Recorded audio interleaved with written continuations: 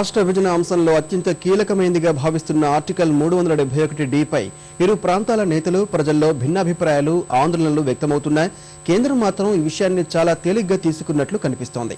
రాష్ట్రం విడిపోయిన తర్వాత 371D అవశేష ఆంధ్రప్రదేశ్కు వర్తిస్తుందా, ఆ రాష్ట్రంలో కొనసాగించవచ్చా అని మాత్రమే అటార్నీ జనరల్ జి వాహనవతిని కేంద్ర హోంశాఖ అడిగింది.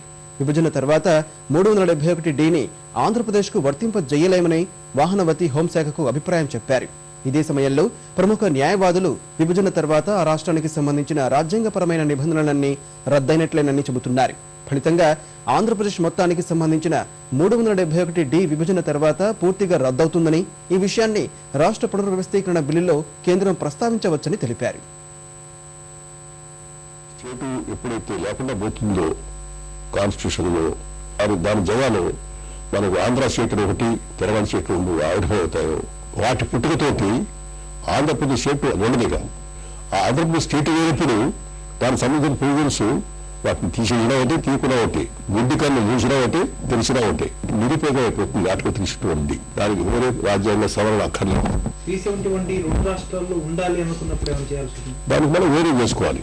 దానికి అడాప్టేషన్ క్లాస్ పెట్టుకొని ఆ బిల్లులో వాళ్ళు ప్రెసిడెంట్ పవర్ ఇవ్వచ్చు.